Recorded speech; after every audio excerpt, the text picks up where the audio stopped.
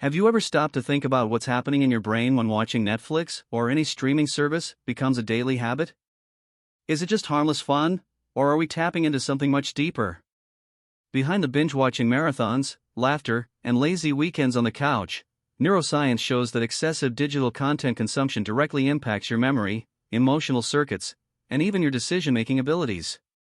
Today, we're going to explore how the daily habit of streaming reshapes your brain, your attention, and your well-being.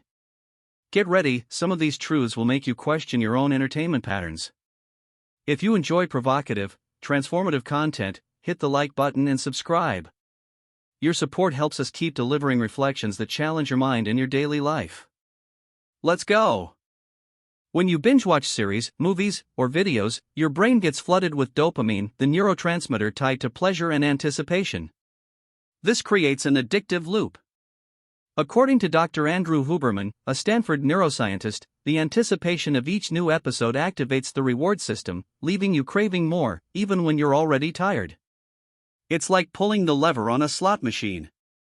Studies from the Journal of Behavioral Addictions show that daily binge-watching activates brain regions similar to those seen in behavioral addictions. In other words, your brain doesn't clearly distinguish between entertainment and addiction. Spending hours on streaming every day fragments your attention and weakens memory consolidation. You get used to jumping between stories without giving your brain time to process. Dr. Daniel Levitin, author of The Organized Mind, explains that the human brain wasn't designed for long periods of passive information consumption. It needs pauses to integrate and solidify what it's learned.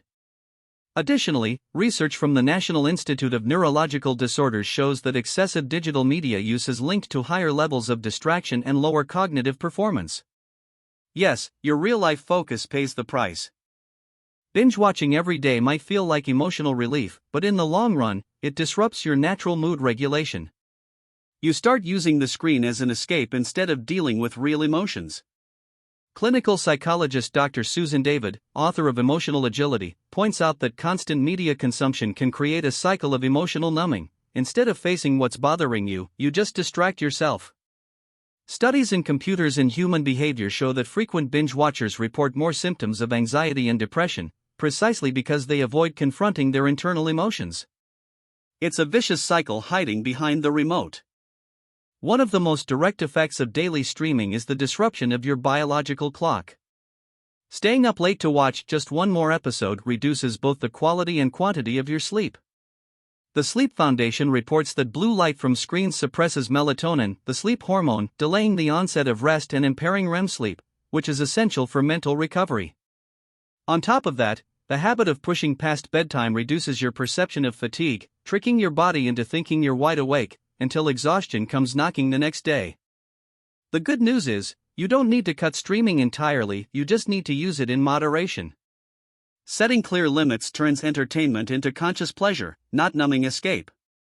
James Clear, author of Atomic Habits, reminds us that it's not about having more willpower, but about creating environments and routines that support healthy habits. One episode a night can be a reward, not a trap. Additionally, making space for active hobbies, human connection, and offline moments helps rebalance your reward system, giving your brain the joy of small, real-life pleasures. Your brain is an incredible machine of adaptation, but it only functions at its best when you consciously choose what you consume. Now let me ask you, are you living your own story, or just watching life pass by on a screen? Drop your thoughts in the comments below. Your reflection might inspire others to rethink the balance between leisure and purpose.